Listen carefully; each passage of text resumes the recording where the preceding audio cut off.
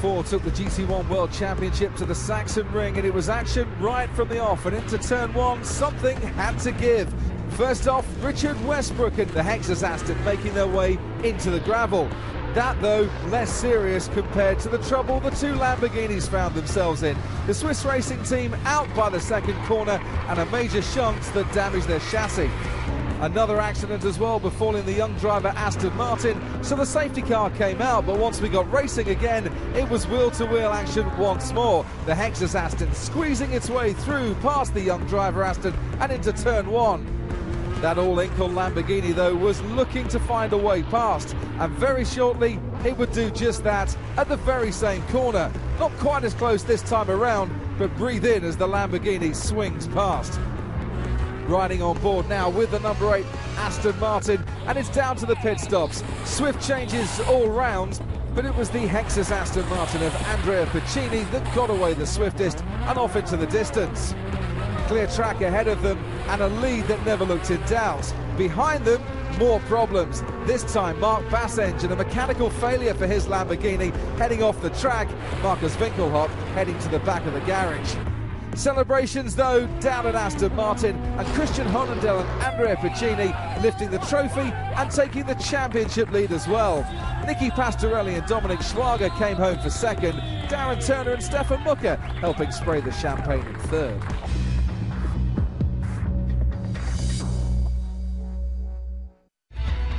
From Germany, we head west now to Britain and Silverstone, marking the halfway stage of the season.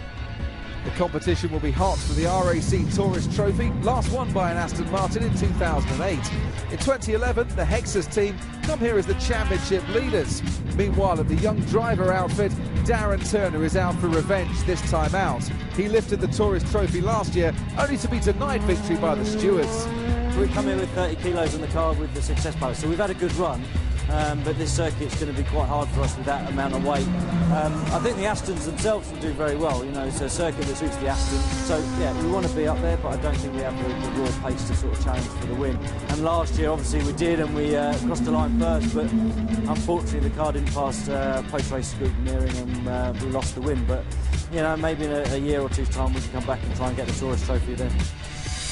At Corvette, it's all swap around on the cockpit this weekend. No Matteo Bobby at DKR Engineering. Dimitri Engelbert takes his place.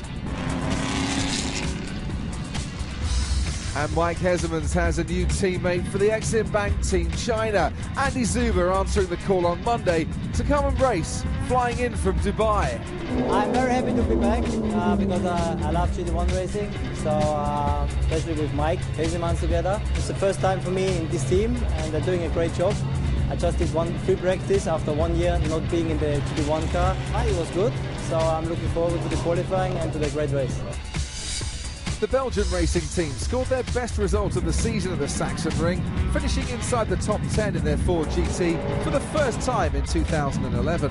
But they and their sister team, Mark VDS, aren't as hopeful of a good result on the long straights and fast corners of Silverstone, as Maxime Martin explains. It will be more difficult than in Saxon Ring, because Saxon Ring is a small track. For us, it's a little bit better. But we will see. The first session, we were not so good. We do 7, so we hope that we can be better for qualifying and the race. On to Lamborghini, and sadly no Swiss racing team at Silverstone this weekend. They had to concede defeat in their race against time to repair both cars following this first lap crash in Germany. They haven't travelled. But all-in-call are here and keen to continue their upward curve. Nicky Pastorelli claims second at the Saxon Ring and is hoping their early season misfortune is gone for good. I hope that this no bad luck that we had in Saxon, I hope this will continue for the rest of the season. So we are doing our best to be on the pace. I think this weekend we should be okay. I mean, this morning in free practice it felt okay. Make some changes and some improvements hopefully, so hope to be up there again. It's a homecoming for the two Nissan teams and a track well suited to the GTR. Sumo Power claimed victory here 12 months ago through Jamie Campbell-Walter and Warren Hughes. This year, Campbell-Walter's partnered by David Brabham. Meanwhile, at JR Motorsports, Richard Westbrook is positively purring at the thought of turning on the style in front of his home fans. When we look at the calendar at the start of the year, it's You look out for your home race, but it's even more special being such a famous circuit, one of the quickest tracks in the year. The team are based just down the road, and we've got so much support here. We need to get our championship back on track, and the pressure's on, but we're looking forward to it.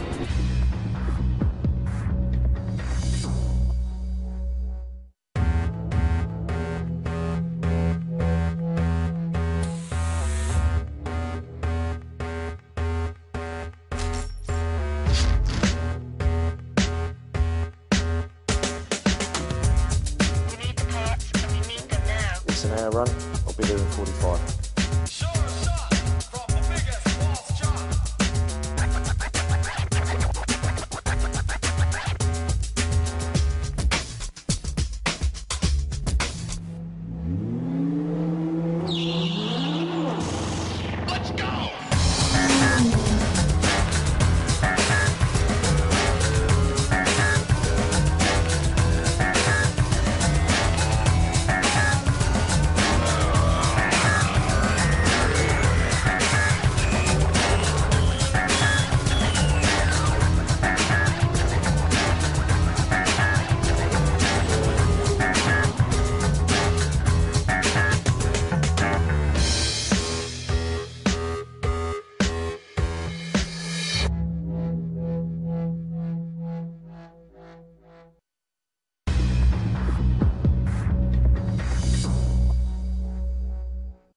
Well, hello and welcome from the home of British motorsport. This is Silverstone and the halfway stage of the GT1 World Championship in 2011. I'm David Croft, alongside me in the commentary box, John Watson. Down in the pit lane, Hayley Coxon, bringing you what I think will be a very competitive qualifying race this afternoon. Well, here is the starting grid then, as we said. Andy Zuber will lead the cars away, hopefully, as far as he's concerned. Lucas Luhr alongside him on the front row. And then it's the all-Aston second row, Darren Turner and Alex Muller with the first stint, David Brabham and Peter Dumbrek and all Nissan third row, and then we get to Enrique Benoldi and Maxime Martin, another all Aston row, the two Hexus cars, the championship leader Christian Hohenadel, who will do well to pick up points from back in 10th place. The Mark VDS racing team, the first of the Lamborghinis on row 6, row 7, another of the allincall.com Munich Motorsport Lamborghinis, and the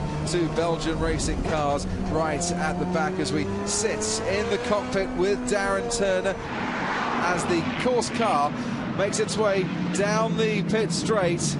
And now Andy Zuber has nothing ahead of him but clear track.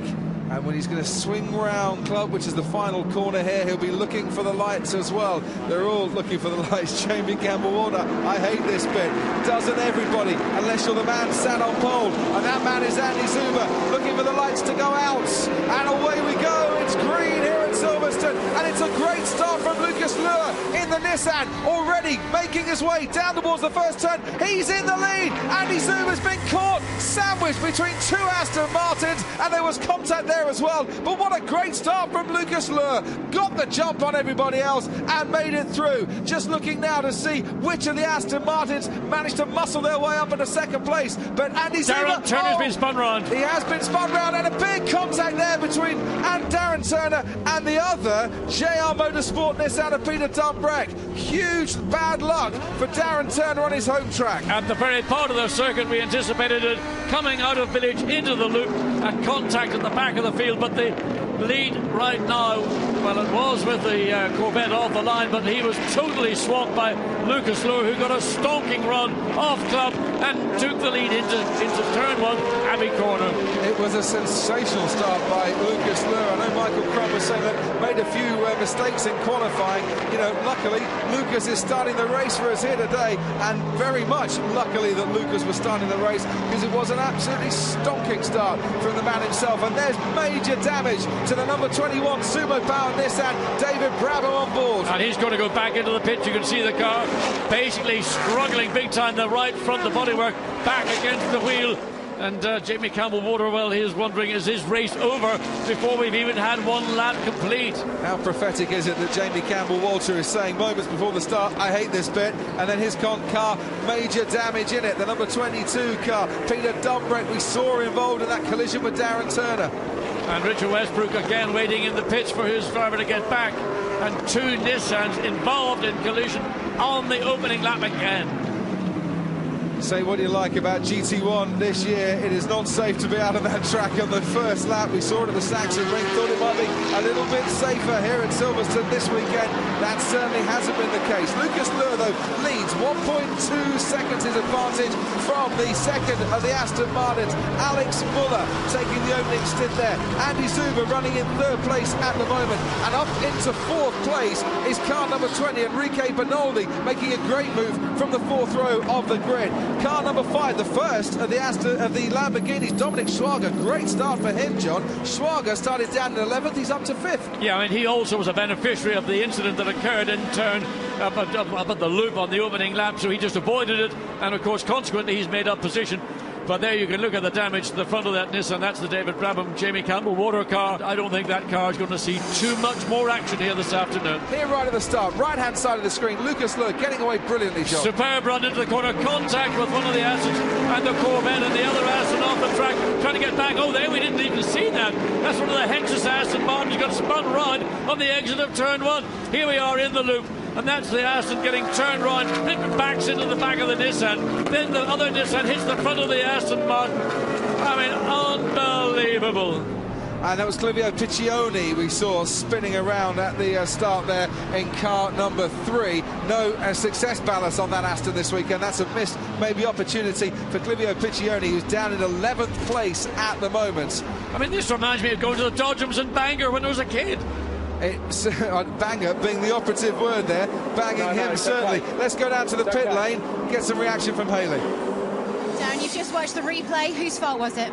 Well, it's a bit messy, turn 1. There's a bit of contact. I think the Corvette just ran a bit wide and tagged me, but it was all okay. And then going into turn 3, just got a big hit from behind. I don't know what Nissan, one of the Sumo cars. So yeah, a lot of damage. I mean, the first impact probably didn't do all the damage, but the second impact with the other Nissan did all the damage, so we're out of the race.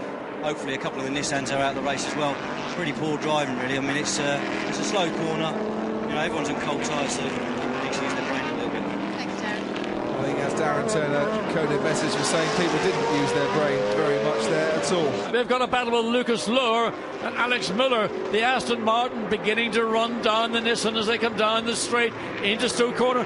Corvette, after all the expectations of domination, got swamped at the start, but now slowly beginning to make its way up as we see Aston versus Ford into Stowe. Mark Henrici and Andrea Piccini almost side by side there. Piccini ahead in the Aston of that Ford GT. As we look at Mike Hazemans and his dad Twan, the great Belgian racing driver of the 60s, watching son Michael, or watching, let's say, co-driver Zuber catch to the lead 2 cars. And he is starting to catch a little bit, Andy Zuber, as well. He's only a second and a half behind now. As look at this, Alex Müller is just making a little gain into the loop on that lead that Lucas Luhr has. And now 3 cars separated by only 1.5 seconds. Well, the difference between the lead 2 cars and the Corvette in 3rd place is that the Corvette has had clear air effectively to run in. And the gap is 1.2 seconds now between our leader and our 3rd place car, and is back down to 3.8 seconds between 3rd and 4th. Muller's picked up the pace a little bit. He's responded to the... Here he goes down the inside. Tries it downside. Well covered. Lucas Luhr, though, makes sure that he hangs on to the lead. But for how much longer? And Enrique Bernoldi just putting in consistent lap after consistent lap. Not on the same pace, obviously, but consistently hanging on in that 4th place.